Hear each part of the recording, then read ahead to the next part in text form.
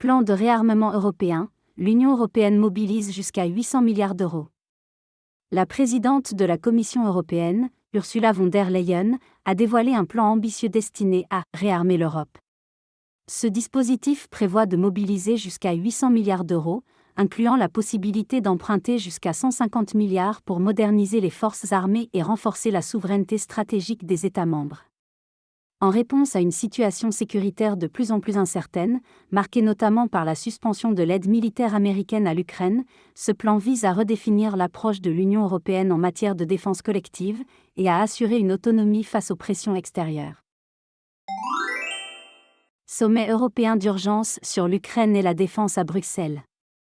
Dans un contexte de retrait progressif du soutien militaire américain, les dirigeants de l'Union européenne se sont réunis à Bruxelles pour un sommet d'urgence axé sur le soutien à l'Ukraine et le renforcement de la défense européenne.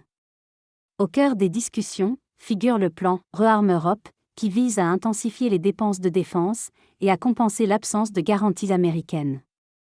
Ce sommet crucial pourrait marquer un tournant pour la sécurité du continent et impacter durablement l'autonomie stratégique de l'Union européenne, tout en redéfinissant ses relations transatlantiques. Proposition de Macron sur la dissuasion nucléaire européenne. Le président français Emmanuel Macron a lancé une proposition audacieuse, étendre la dissuasion nucléaire française à d'autres pays de l'Union européenne. En soulignant que l'agression russe ne connaît pas de frontières, Macron affirme que cette mesure renforcerait la posture défensive de l'Europe.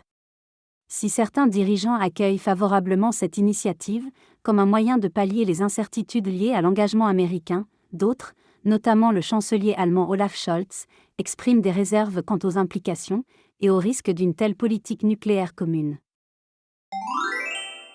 Réaction de la Russie face aux initiatives européennes.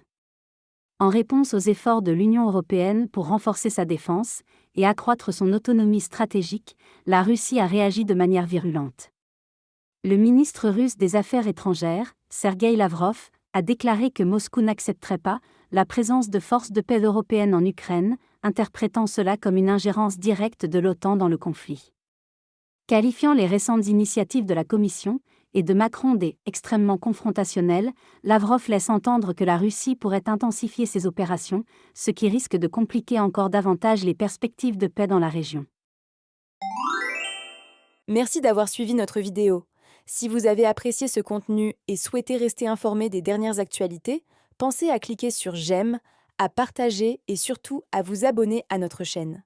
Activez la cloche pour être alerté dès qu'une nouvelle vidéo est publiée.